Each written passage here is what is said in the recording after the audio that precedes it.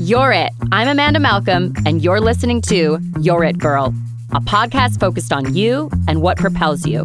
Because that past, it does not define you. Your time is now, and you're it, girl.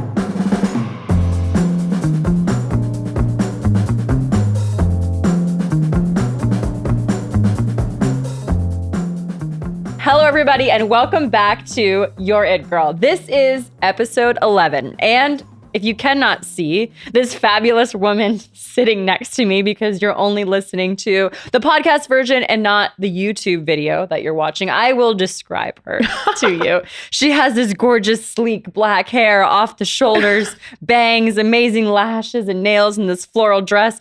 You really look exceptional. And thank you. When I met you, I was at the I Start First Summit. Yes. And this incredible woman walked through the front door, or the doors to the conference room. And I'm like, I hope that this gal sits at our table. And I did. And you did. Right next to you. And you did. Right next to me. I thought, she is way too fabulous and I have to know who she is. You just had this walk about you. And I thought, this girl is vivacious and she is strong and I need to know who she is. Oh, thank you. Thank you for coming on today. This is Sara Maria. She is the host of Boss Hour Events. She does networking for purpose-driven women, originally from Virginia. Yep. But has been in Phoenix now for 5 years. Welcome to the podcast. Thank you. Thank you, Amanda. Thank you, Amanda's community. Hi. Tell us a little bit about your background and what you do. Sure. Well, I'm Sara Maria. I'm originally from Virginia, and I moved to Phoenix it'll be 6 years ago on the 7th of August. And so the hottest time. Yeah, the hottest time. But I was like, I'm going to move because my birthday's on the 14th. So I was like, I'm going to move before the 14th. So yeah, I'm coming up on 6 years, and I host networking events for purpose-driven women who value collaboration over competition. Host them throughout the Valley, and I'm working on my 1-year anniversary event, which is going to come up the 29th of June. So I'm getting that all together. Yes, you must attend. And so, yeah, that's basically what I do. I really love community, and I love bringing women together. And I also have helped a couple women get their businesses started too. So that's something that I also do. But my main focus is Boss Hour and just bringing different women together so they can share what they do, meet other women, get valuable connections, and also enjoy themselves. You definitely have a boss vibe about you, for sure. Now, how did you get involved in this career? To be honest with you, it was okay. So when I first came to Arizona, I went and was looking for different women who were doing things in the community. So I wanted to get plugged in. So I found all these women. And then, like, long story short, I was really good at networking. I never knew a way to like monetize that. But then Guy gave me the idea for Boss Hour. He gave me the idea for Business Babe Basics, just like to help women and to start with these events. And so I had just started doing it, and I had like done it for like a whole year. And so yeah, that's the main thing. He was like, here's everything. Here's the plan. Do all this. And I'm like, here I am. Here you are. And what do the events look like? So they're different. So some events I co-host with other women. The last one I had was a makeup and sip, and that was in February. It was fun. So we had my girlfriend Kiki. She does makeup. So she did the makeup tutorial on a live model for everyone. And we had like brunch and everything. Sounds so fun. There's like, I've had a brunch before at the Lola. It's like, it all depends. Like, they're never the same. So I always try to pick like different venue, different spaces. Sometimes people co-host with me, and there's always that opportunity to, and sometimes I just do it by myself, but it's just, yeah, it always looks different. So you never know what you're going to get, but you know, you're going to meet some amazing women, and you're going to have a good time, and you will be fed. She can promise you that. I find it so interesting because I did not know any of that about you. I know. Just because of how we met. So I wanted to get into that first because today I was so excited about having you come on, and I know that we're going to be talking about a heavier topic. And I'm I don't want to say excited to listen to that, but I'm excited to learn more about you. So thank you for sharing what you do, for one. And then I know we're going to move a direction to talk about something a little bit heavier. Yeah. As far as why you're here today. We had a phone call just prior couple to hours this. ago. A couple hours ago. Yeah. So thank you for taking the time to have that call with me. I know I needed that call. I needed that because I didn't really know. I thought I was going to talk about one thing, and it turned out the Holy Spirit said talk about something. Talk about something else. Talk about what you're walking through right now. So Yeah. that's what it is. And what are you walking through right now? Well, my mom passed. She had dementia, and she passed on April 19th. So it's like a little bit over a month, and it was that long ago. Yeah, not that long ago. That's why I didn't even think I was going to be talking so it about had only just happened at the summit. I saw you hug Alenka, and I was wondering. I know she said my condolences, and I kind of overheard something. That was like a week or so after. That was on the 29th. Yeah. Of April. Yeah. So it's been. My mom was like everything to me. Like my mom was everything to me. She like came out here with me when I moved, and I had been taking care of her for the last 3 years. And it was like, I didn't know who I was going to be or what I was going to do. When every time I thought about my mom dying, I just thought like, I'm going to die.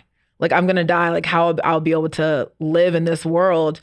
And then when it happened, it was, nothing was like what I expected. People always try to, like, I felt before she died that God was giving me, he was preparing my heart maybe like a week or two before. I remember like I felt that in my spirit that I was getting prepared, and I just didn't know what that looked like. And I didn't know, it was kind of like in a waiting period. So I was like, okay, my mom's going to get ready to transition, but what does that look like? And right before that happened, I went through like a little, like a depressive period, because I was like, when I realized I wasn't going to be the person that I was before my mom died, and when I started everything, like my whole life, I've known my mom my entire life, and I'm like, who am I going to be, when she's gone? But a part of me, like, I cried because I was like mourning myself, because I knew that when my mom went, a little piece of me would go, and I didn't know, what that was going to look like. Who was I going to be? I had the biggest person that supported me die. Like my mom's my biggest cheerleader. I have an estranged relationship with my father, and I don't have like anybody else. So there was just like, now that I was like, oh my gosh, I'm going to be in this world by myself. And that was one of my biggest fears, was to be like abandoned and to be like in this world like by myself. And that's what I had thought until she passed. And like I had a memorial service, and like my friends had came, my cousins flew like from Kenya, like people were coming left and right and letting me know that I was not alone. And that made me feel good. But it's like, I don't even know what grief is. Like when people are like, these are different stages. And it's like, well, I didn't go through that being mad part, because I wasn't angry, because I knew it was coming. And how long did you know? Well, I knew it was coming. I mean, for like a couple weeks, but I knew, because she had dementia, I knew that there was no recovery from that. So I know it's not like my mom was ever going to get better. Yeah. But, you don't know how limited your days are numbered. So I didn't really know like that, what that was. They don't give an exact time frame. Yeah, I just, and so, and then it's like, I feel like nobody can prepare you for it, because there are a couple of my friends whose parents have died. And it's like, you don't really know what it's going to feel like until it happens to you. And then when it happened to me, I could feel like the first 2 days was like really hard. Like I couldn't sleep. And you wish you could, I bet. Yes, it was, because I had been up for 3 days prior before my mom passed. Like luckily, I was with her. And I remember the day that it happened. Was she here? Yeah, she was here. Arizona. Yeah. So she had been here in Arizona for like 3 years. She lived in a group home in North Scottsdale. And what had happened they told me that she stopped eating on like the April like 10th. And so that had me like really worried. So I was like getting worried, and then like hospice had to be called, and they were like telling me all these things, and I'm like getting like, oh my God, my mom's gonna die. Like, and they're trying to tell me like these different stages and stuff like that. And like, she had stopped eating. And so I remember I called, and like they came and gave her like an IV, because I just wanted her to be comfortable. And I felt like if you're like dehydrated, you're not comfortable. But it was actually like that same day, the nurse came at like 1 something in the morning or 12. And I remember she's like, call us when the IV is done. And then she came and got the IV out, and it was like 3 something in the morning. And then she was telling me, because my mom was like breathing like really Shallow. like shallow. Yeah. And she was like telling me, she's like, she'll probably make it until like 12. And then, but it wasn't, it was like 4:45. And it was like, it was crazy because it's like, you never think you're going to see the end of your parents' life. And I'm just like was holding my mom's hand. And I remember I was playing the song over and over again, The Blessing by Carrie Job. Over and over again, I played that song and I was holding her hand and her eyes were closed like the entire time. But like right before she passed, she like opened her eyes real wide and she looked up and it was like she saw God or she saw like, she looked up and there was 3 breaths and she was gone. And I just remember leaning over and I was like, is she still breathing? I asked the nurse that was there and we're like, no. And I was just like, it's crazy. It's like surreal. And like, it's very surreal. And then it was a whole lot of like stuff came after that, like trying to get all these things together. And it was like a whirlwind and everything. And like, it almost doesn't give you time to grieve at all. Yeah. And it's kind of like, but then I'm like, I don't even know what grieving is. Like, and that's the biggest thing. I feel like, a couple times I cried, like a couple times I cried and, and then Mother's Day happened. I think I cried like 3 times that day. But I also realized that I was feeling things, but I didn't really want to like feel the intensity of everything. And so I didn't want to like stay in that. So I'd feel it. And, and then I retreated back to like some of my less desirable coping mechanisms. We do this when we don't want to feel. Yes. And I felt like feels better in the moment. It did. It felt better. And I wasn't really feeling it, and I felt like I had this grace period with God because he like knew what happened. So it's kind of like, I got a little pass, but then I felt like the things that I were doing, although I was coping in the moment, but it was like those things were not inducive to where I know that God wanted me to go to. So it's like things that were like actually taking me away from him. But because instead of like really seeking him to navigate through this, I just went back to old coping mechanism and just try to like numb the pain instead of feeling it. And I realized like yesterday that like I couldn't do that. Like yesterday, literally, I just had, remember you messaged me I had yesterday. like this moment. I felt really like sad. I was like, feeling sad about my mom and I was like feeling like lonely and depressed. And I just feel like, I was like, I don't really know what I'm doing. And it was just a lot. And I felt like I was like out of alignment with what God, because when I get out of alignment and don't do what I'm supposed to do, I have this inner turmoil and I'll be like fighting with myself and I can like feel it. And I was like feeling that yesterday. I cut my phone off. I didn't talk to anybody. And I was like, I would listening to different sermons and I was like sleeping, but I'd wake up and it's kind of like I had done that before. Like when I would go through depression, I was kind of like shut down, but it wasn't necessarily depression. I just think it was kind of like God, like, tapping me. Like he might've tapped me a couple of times to be like, hey, like I understand what you're going through, but maybe this is not like the best way, because it was like, I was just like, okay, I'm just going to do this. And like, I wasn't feeling anything. And like, even one of my friends was just like, when I saw you the other day, she was like, I knew, she's like, I knew kind of what you're doing. She's like, I'm just going to let her do her thing. And I know she'll come back, kind of like the prodigal son. It was kind of like, it wasn't like I went out and like killed somebody, but what I'm saying, I'm doing things that I know that under the circumstances, like I probably wouldn't have done them. Just trying to like numb it out a little bit. And it's like I had a little hall pass, but then it was like I was keeping on going. And then I also realized that like I was being around people. Like I remember I was like, okay, it made me feel so much better just to be around people so I wouldn't have to sit with it. But also it's like you are like clinging to these people and, but they're not going to be the one to like heal you of your stuff. And it'd be like around people that knew my mom, that were my friends, and like me being around them made me feel like loved. And like, and even though it was that way, but it's kind of like you can't exchange one for the other. And then it actually reminded me of this movie. Did you see the movie Megan? Okay. So there's this movie called Megan, and it's about like this doll. Like this woman had created this doll, and the girl's parents had died, and the sister had like made the doll, and she gave it to her niece. And I remember the therapist was telling her, like, sometimes people, when they lose somebody, they'll transfer that and they'll get like attached to something else, and just kind of like transfers like the thing. So then, and like she like formed an attachment with this doll and like all this crazy stuff or whatever. But for me, I was feeling like that's kind of like what I was doing with certain people. Like I was just like clinging to them, kind of like replacing, you know, the loss and stuff with my mom, and then looking for that from somebody else, which I'm not going to get it from them because. So you're getting it from multiple. Yeah. And it's like, you know, or just like, it's like a Band-Aid that was like good in the moment, but it's like, you really have to like, I have to like spend the time with God to like heal and move from this. It's not something I can do by myself.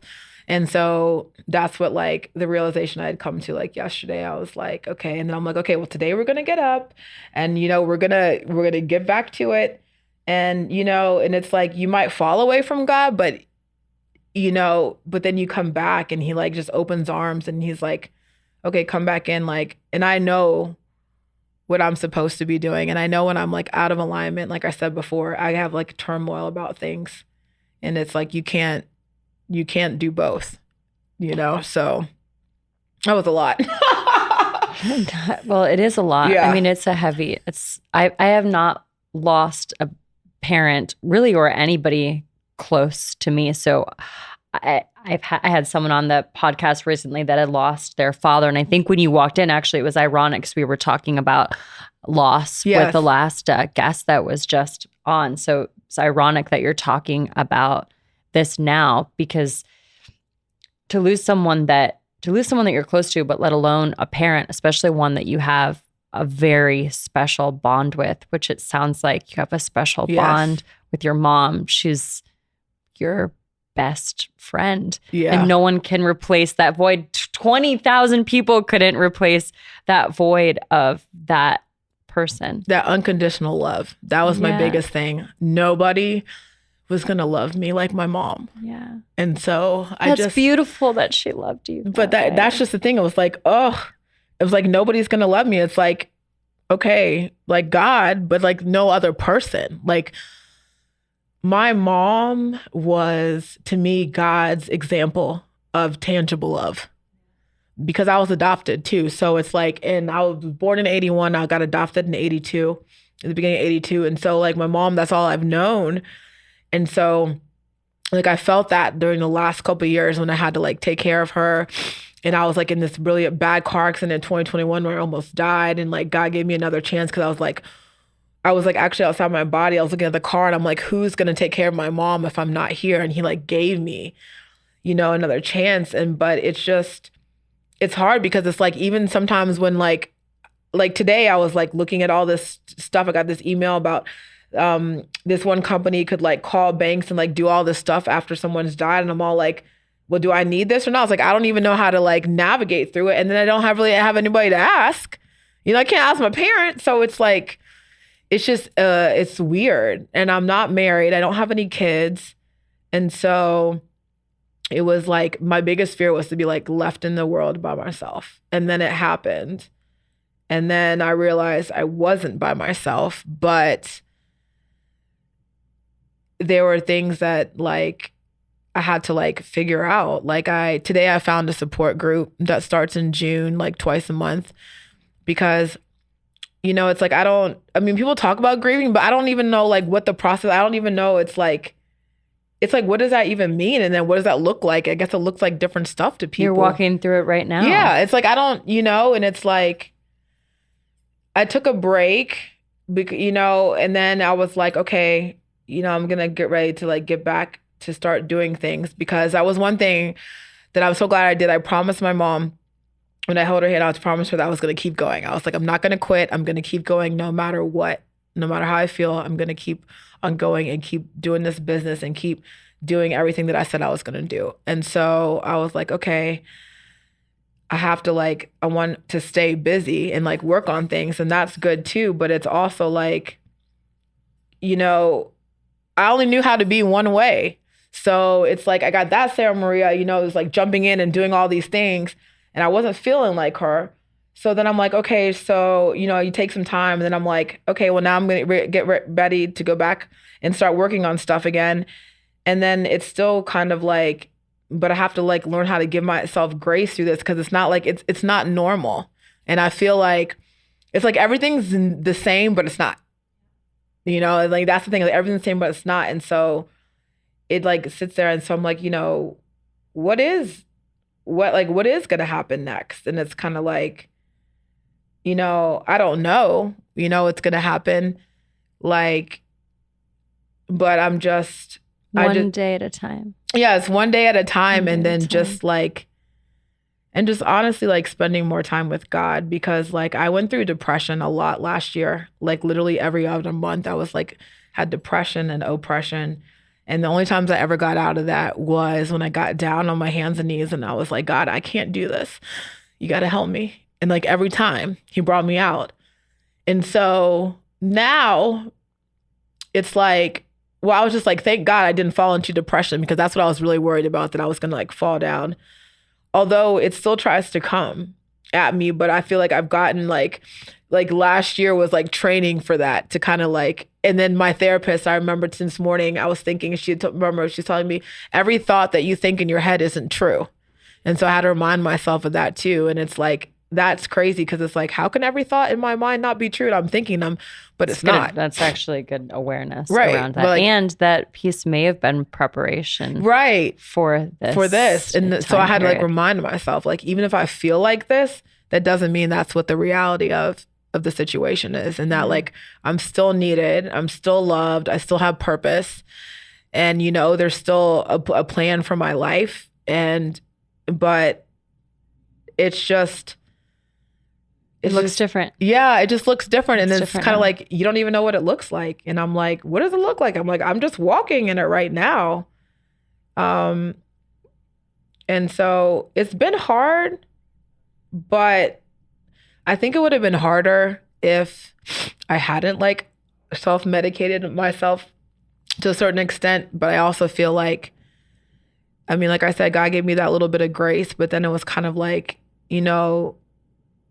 you're like vulnerable. I feel like now I'm like even a more vulnerable situation, and there's more ways for the enemy to come and like attack me. So I have to like keep my mind like on things of God and remind myself what the word says about me, so I can combat it, because I feel like it's going to come, because it's like, oh, okay, you're already down. We'll see what else we can, make you like second guess your decisions, and like, just things like that. And it's just kind of like, and like when I used to get depressed and stuff last year, I'd go over to my mom's house and I would just like climb in her little bed with her over at her group home, and she would just like rub my head, and like, she always made me feel better. What would she say to you right now? Oh my gosh. You know her so well. I know. And you had such a great she would be like, relationship. What would if you had just shared all of this that you shared with me, with her, what would she say? She would tell me, she'd be like, Sarah, she'd be like, now I know you can do it. I remember what she told me before. She said, I know you can do it. She said, anything that you ever say that you're going to do, she's like, you always do it. And, and she's always like, I'm proud of you. And I think she would be like, say, I'm proud of you because, you're going to move forward. Like, I'm always here with you, but it's in a different way. And it's like making peace with that way. Like, when my mom first got dementia, that was a really hard pill to swallow, how she like changed. And I fought it until I finally had to like accept, and like, now this was a new version of my mom. And then I was okay with that. And this is a new version. And now this is like another new version. And it's like, I'm going to have to get like and be okay with that too.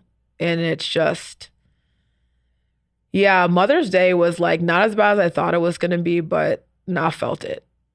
And I was like, I remember before I was like, now I'm one of those people on Mother's Day. Like, I want to be one of those people on Mother's Day, but not one of those people. With those Mother's Day posts, Lord, I wasn't trying to be one. But I mean, everyone's going to have to be like, everyone's going to go through it. But it's like, I have peace about her. It's more like about me. It's kind of like, am I going to be okay? You will. you know, and I'm you will like, you will yeah, and I'm like, I'm gonna, like, find you're that gonna be peace. okay. Like, you're gonna be okay. And I'm like, yeah, I'm gonna be okay. You know, and so people ask you, how are you doing? I'm like, I'm okay. And, you know, like, me being okay is better than me being like depressed. You know, it's like, I'm doing okay. I just kind of take things like one day at a time, and then try to also like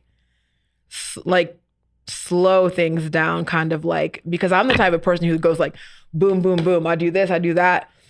And it's like, okay, you could also like get all plugged into your stuff, your work, and also not feel.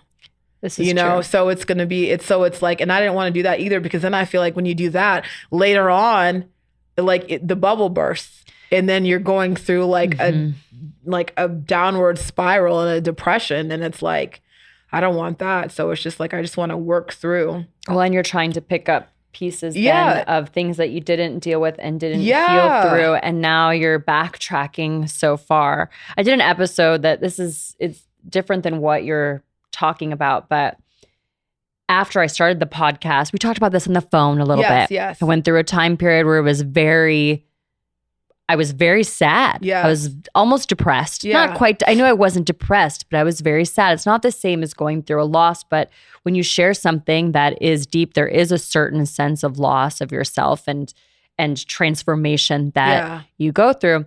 And I said this at the summit too, where I recognize that I feel so lonely, but I know that I'm not alone. Yeah. I feel so lonely, but I know that I'm not alone. Yes. And so, and I'm not sure if this will be helpful, but, and I didn't even know we were going to go here, but there were certain people that I knew that were there for me during that time frame, and that have been there through other things in the past. And I went through my divorce. I remember I called the same two best friends every night. It was like every time it got to 10 p.m. and it was time to go to sleep, I knew I wasn't going to be able to sleep. And so I would call them and just apologize and say, I'm so sorry, but I just need you to talk to me, like, until I'm so tired that I can go to sleep, because I'm lonely. Yeah. And I know I'm not alone because you're there, and I need you to talk to me on the phone for like the next hour and 30 minutes so I can get so tired so I can actually go to sleep. Because it's so crazy, because you're emotionally exhausted when you're going through something like this, but then your head hits the pillow and then you're not sleeping, and then it makes all of this worse. So that, and you said it, give yourself grace. Yeah. And the other thing, by taking one day at a time, by slowing things down, so that way you can, and this was the episode, was feel to heal. Yeah. Feel to heal. And I kept, every time something would come, I would say, it's okay. Yeah. Like, I just need to actually let me feel this. And if that means turning off your phone and not responding to anybody, or going for a run, or lying in your bed, or calling your best friend or your cousin, whatever that is, it's okay to feel it. Actually, it's good. Yes. It's good to feel it. To like let it out. You'll heal that way, and then come out of it. Because you're in it. Like, you're in it right now. And you're doing great. You're doing fucking great, by the way. I don't even know how. Because you got yourself out of bed, and you got ready, and you did your hair. I did. And you were ready for the day. Because yesterday I was like, I don't even know. It was just. And maybe some days you won't get ready. Yeah. And that's why I told myself, I was like, you know what, Sarah, like, maybe there's some days that you do turn your phone off and you just need that time. And I'm like, it's okay. I said, everything is okay as long as I don't stay in that place. That's actually that's a really good and that was thing the to have thing, awareness like, of. That's what the thing when I was like, even when I would cry, like I told my friend, I was like, you know, I cry, but I was like, I'm just not trying to stay there, because I was so afraid if I just stay in that place, I'm going to get depressed. But I don't even think that. It's like, I have to put words to like my emotions, and I can't act like it didn't happen, but it still feels very like surreal. Like, I know my mom's gone, I can't go over there and everything like that, but it's still like, I don't know if I like really comprehend the fact that she's gone. Mm-hmm. Like, I do know she's gone, but it's like, it's so weird. Like, it's just so weird. It's just weird, because it's like everything else is the same, but it's not, you know? And I'm the same, but I'm not, but I'm still here, and she's gone. And so it's like, I'm left with, you know, moving forward. And it's just like, it's scary. I guess like it's scary, but you know, like I just feel like that chapter that I had, who I was before my mom, is closed. And now the Lord's going to show me on the second half of my journey of like who I'm supposed to be now, and to take all everything that I used. Yeah. And a new chapter, and like whatever that looks like, I have to be okay with it. Like, because sometimes I just want to run away from things and not feel them. And like I, you know, had been like talking about relocating, but then I also told myself, feel like, you know what, I need to like ask God, like if that's really what I'm supposed to be doing, or am I just trying to run away so I don't have to feel anything while I'm here? I feel like we do that. Yeah. Yes. You know, I'm like, okay, bye. You know, and it's like new location. Let's just shake everything up a little bit more, and then just go over here. But it's still gonna come with. Yeah, it's still gonna come with you. So it's like, yeah, maybe you are supposed to go somewhere else, but you have to like, you can't go with somewhere else with all that broken stuff that you're carrying with you, and it's like it's gonna be real heavy. Yeah, you know, and then you're gonna be somewhere where you don't take up a lot of space. You don't know when anybody, you get there, and yeah, you might just be like worse. And I was like, oh, I don't want all that, and I don't want it if it's not in alignment, and I don't want it if I'm not ready to go. Although that's what I want, but it made me like stop and like rethink everything. Like, you know, just take one day at a time and see what God says. Like, if He says I can go, then I can go. If there's more work to do, it's like whatever it is, I have to be okay with it, because it's outside of my control. And just like this whole situation with my mom was like outside of my control. I kind of felt like I was just waiting for her to die, and I feel that sounds terrible.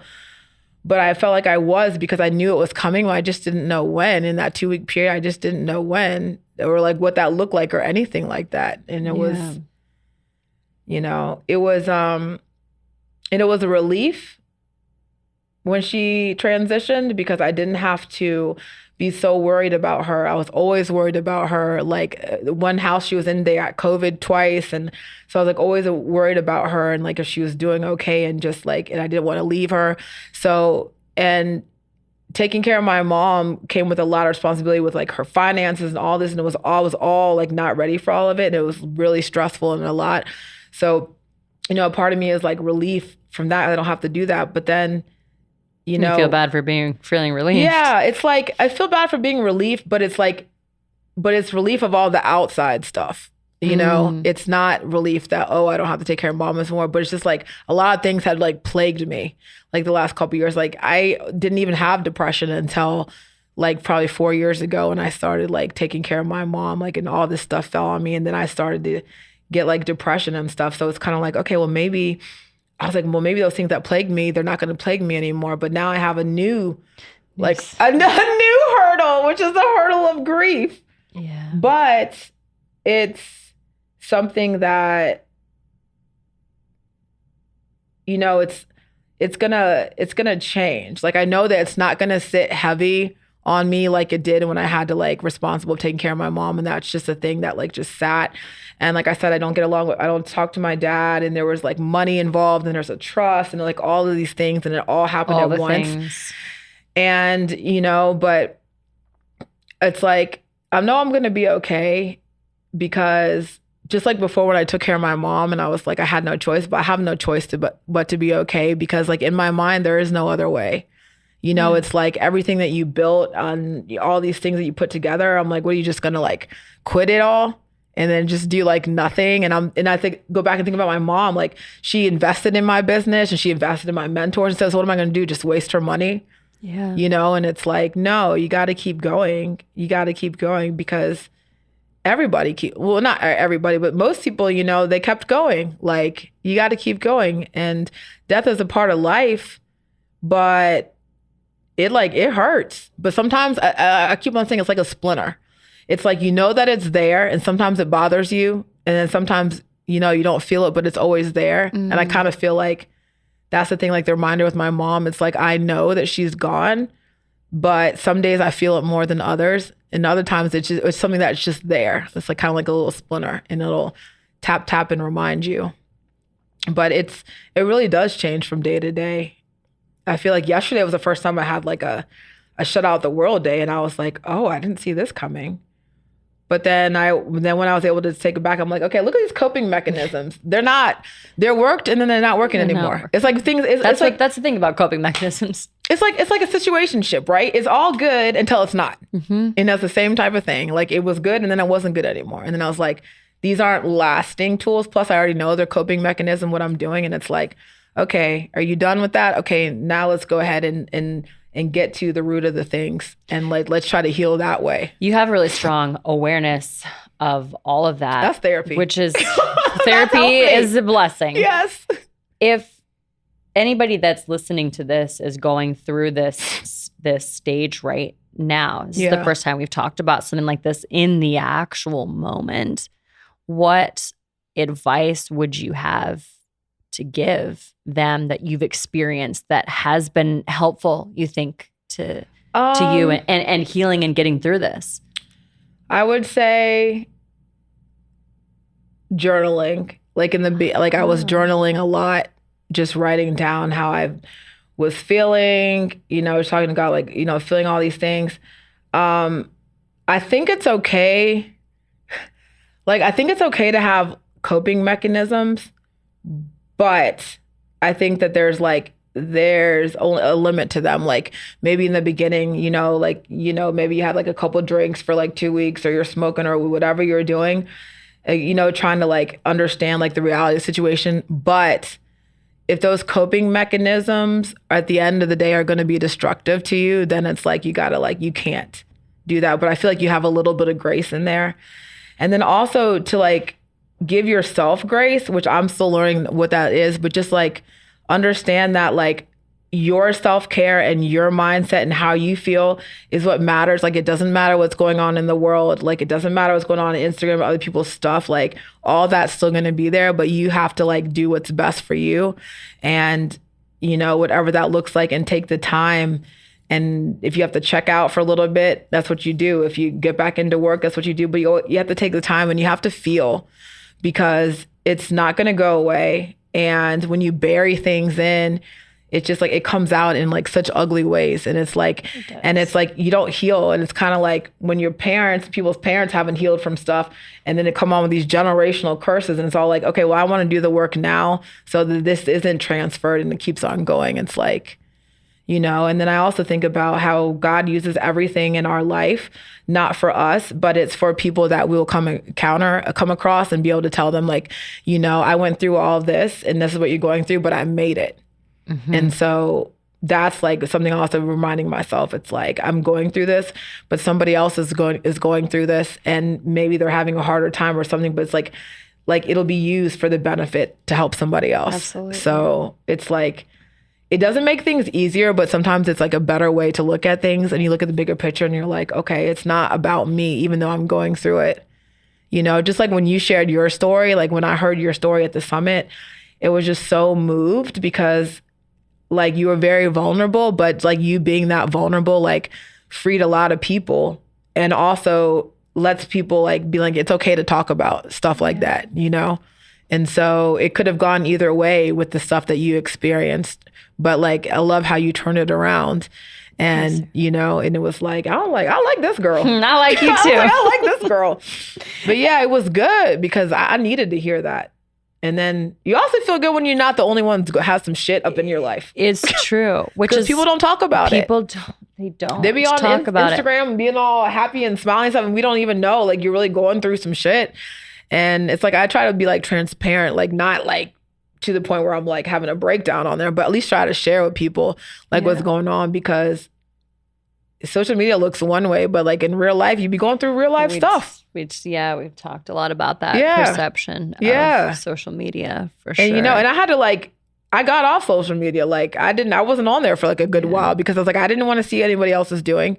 I don't want to do all of that because I wasn't feeling good. And so sometimes you got to take that break from there too. Sometimes you do. And it's odd, when you are going through something that is traumatic, whatever it is, a lot of times when you start talking about it, and this is maybe why a lot of people don't talk about it, and then they go kind of deeper into that space where they are using coping mechanisms that aren't healthy. Yeah. Because when you do start to share, a lot of times people are uncomfortable with the topic, and then they can't they don't know what to say. So they say nothing, or they say things that are super inappropriate.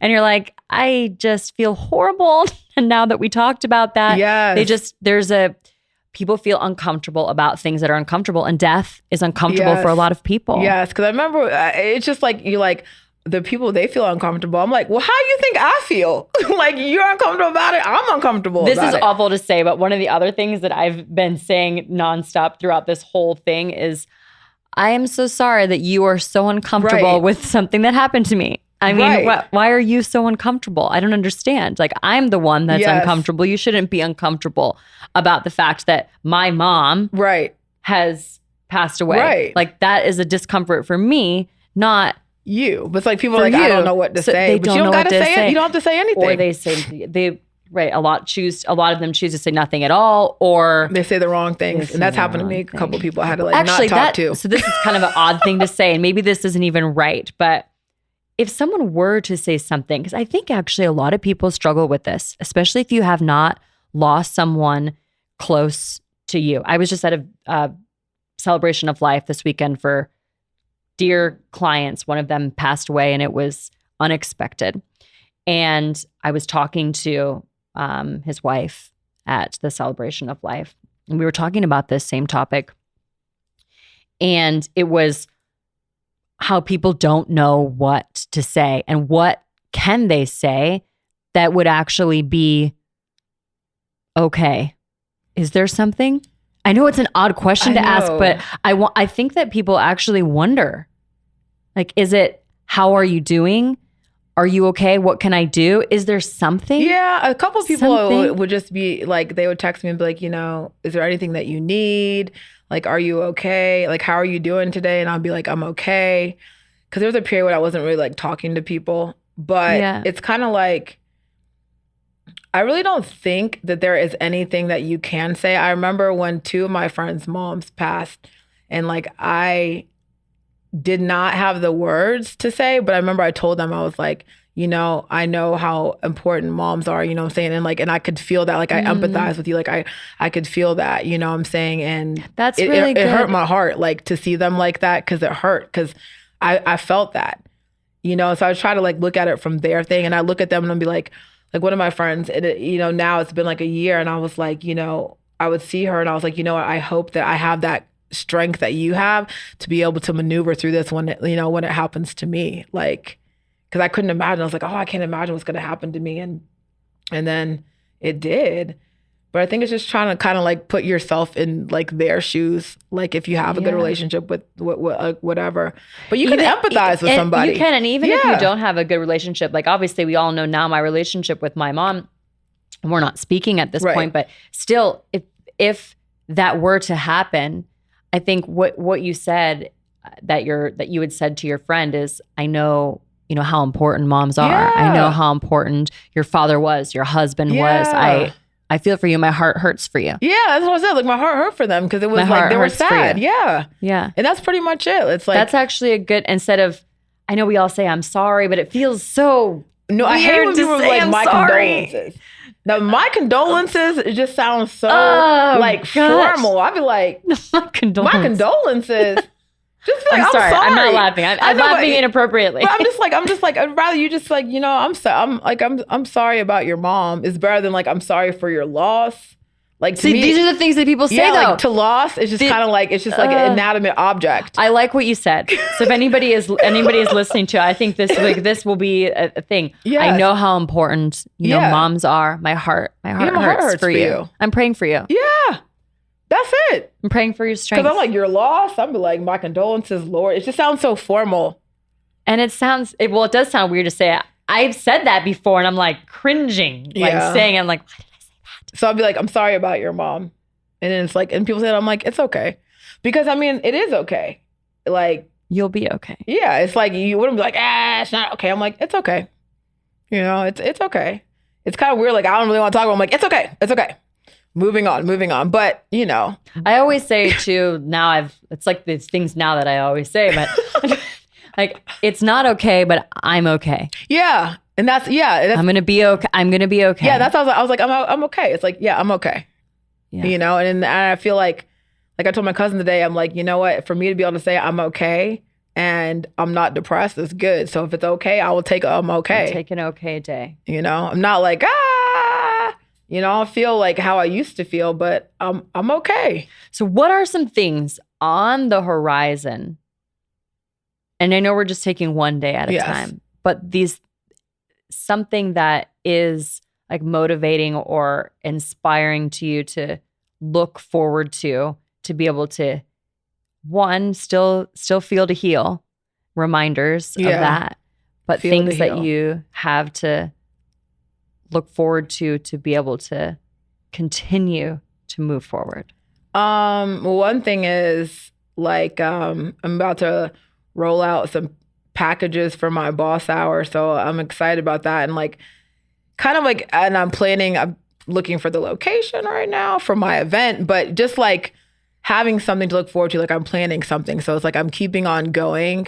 And as long as I keep going and like, as long as I have something that I'm working towards, like that's just in my head, like it's better. Like I can't just not do anything. Mm-hmm. Like regardless if it happened or not, it's like, I can't just sit and do nothing. So it's like, you know, working on this or like, you know, or doing this, or it's just making sure that I stay like on the same track, like in what I was going. And it's just like, and it's like unknown. It's kind of like, oh, I'm like interested in this new chapter. Then I'm like, oh, I'm scared because I don't know what's going to happen. But I'm like, we never know. But I'm like, yeah, exactly. We I'm never like, know. But if you're scared, I mean, it's good because it was scary when I moved out here. Like everything has been scary. So I'm like, well, that just comes with it. So I'm just like, you know, because it's unknown. And I'm like a person who likes to know everything. We do love to. I can just know what's right in front of me, which is like right now, work on your business and work on the things that God told you to do, and then leave the rest to him, and just, you know. And then also I'm an impulsive person. So I also had to be like, okay, so maybe some of these ideas, like I was going to do all these things. I was like, okay, maybe let me bring it back around and let me go through and like, let me ask God if this is really what I'm supposed to do, or is this just Sarah trying to do this so she won't have to deal with other things? Right. You know, it's a good awareness to have as well. I realized that yesterday because I was like, something ain't working. You can still, those things, maybe we just put them on the shelf. Yeah. It's like, you know, it doesn't mean that's not coming, but there's probably work that has to be done before you can get there, so that if you go somewhere else and you do all these things, like you're not carrying any baggage with you. Right. And I don't want to like carry anything. So going through this like healing, I just want to go through healed and get healed and clarity and a lot of stuff. And so it's just like one day at a time. And I try not to even think about like July, August, September. I'm just like literally one day at a time. Like that's all I can do right now. And that's okay. That is okay. And I'm like, that's okay. Yes, it is. Yes, it is. Because it's all going to work. It's all going to work out. And at the end of the day, I'm like, God has the say. So whether I might think I have like lost time by not doing anything, it's like at the end of the day, it's up to him. So he will accelerate me whichever way that needs to be. It's not, you know, I just have to like do my part and not worry about what I'm missing or missing out in or stuff like that. Because that happened to me too. Sometimes I'll be like, oh, you know, like I wish I was doing this, and I'd be like, da-da-da-da. Or like, because social media plays like a lot, and sometimes I have a love-hate relationship. So I'd be looking at other people's stuff, and I'd be like, oh, look, they're doing that. I want to do that. And it's like, those are the highlights. Yeah, just focus on you and what you need to do to get through this. Bring it back. Yes, bring it back around. To focus, hyper-focus. Yes. So when is this next event that you're having? You said it's going to be June 29th. Oh, it's okay. So it's June 29th. So it's coming soon. It's coming soon. How do we find out about it? So you can find out if you follow me on social media. Which is? Oh, so it's I and then _AM _Sara, SARA _Maria, MARIA. It'll be like on my Instagram. I'm going to start looking for sponsors and stuff. If she's taking a break, we know why. Yes. But yeah, well, no, this is happening. This is going on the 29th. No, I mean taking a break from social media. You are definitely doing this on the 29th. Yes. We know, girl. Yes. You're it, girl. We are going to be there. You're going to be there. But yeah. And then, you know, if I take a little break from social media, that's why I did a little video the other day just to let people, you know, kind of update them on what was going on. But then you can see, you're like, yeah, you know.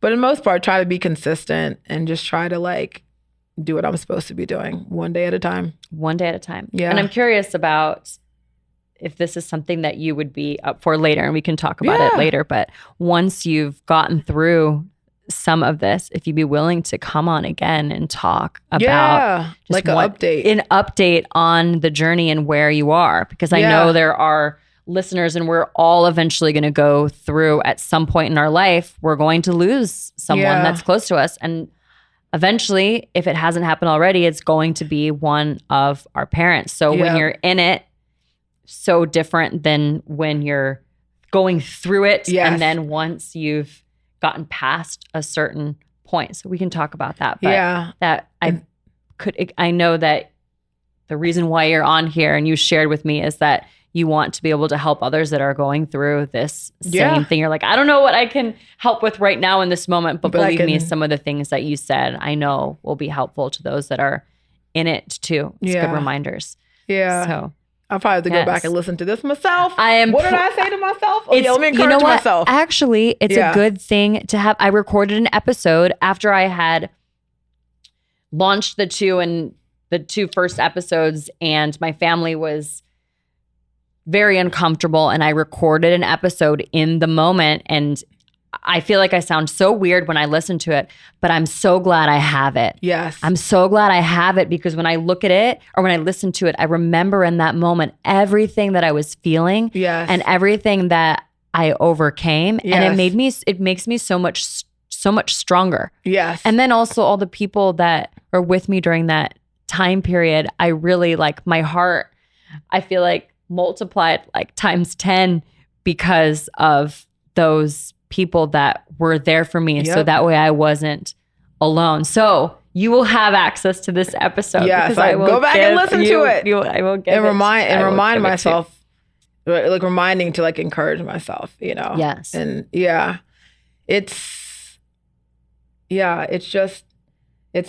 part of life. But I just think that there is no manual for grieving.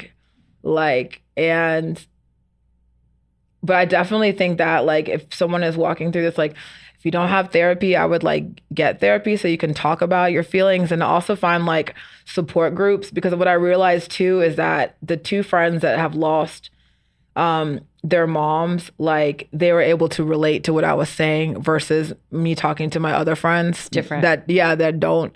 And it's they get it. And so you just want to make sure you have some group of community or some people that get it, because it's knowing that they get it. It's okay, so, you can continue on with the other relationships and everything like that, but that there's some people who who understand how you're feeling. You don't have to explain. Yeah, you just today is today is not a good day, and they're they understand. They understand. Yeah. And we do have a resource list up on the You're It Girl link tree too, for anybody that's going through any type of trauma and different modalities and things that you can research. So that is available as well to anybody that is listening or watching. So before we sign off. Yes, this is great. I'm glad that you came on. I am too. Any last words of wisdom from Sara Maria? I would just like to say that you're feeling, every thought that you have isn't true, and that you might think that you're alone and you're not loved, but ultimately you were created and you are loved by God, and after everybody has come and gone, you will always have the Lord. And so it's times like this where you actually really have to you're putting your faith to the test. Do I really believe in God? Am I really going to stand on it? And when He is all you have to stand on, then He is all you have to stand on. But you're not in this world by yourself. Don't let those lies in your head tell you things. Every time it says something, go back and read what God says. You are fearfully and wonderfully made. You are the head and not the tail. You have to remind yourself that. That's what I say. That's what I tell myself this morning. I wrote down everything. Every day. Everything. Yep. The Lord said I'm good, so I'm good. You are. Yes, you are. Well, Sara, thank you for coming on today. Thank you for having me. I know that was a lot to share today. I didn't even know I was going to talk about it today, but you know what? I feel good, because I can look back and say, this was the first time I shared about what I was going through with somebody. You're the first person to and it just, it felt good to talk about it, because I didn't know I was going to talk about it, but it felt good to get it out and just be okay, you don't have to harbor those things inside. So I was glad that that I did it, that you invited me, and that the Lord just changed around whatever I was going to say and said, "You're talking about this. You're talking about this, and this is where it is." So and someone else needed to hear this too. So there's the reasoning behind that. To talk about things when you're going through them instead of afterwards. Yep. Yes, exactly. Thank you for talking about it while you're going through it. And thank you all for listening. Thank you. And watching the journey as we are going through it. And we are going through it together. Unfolding. You're it, girl.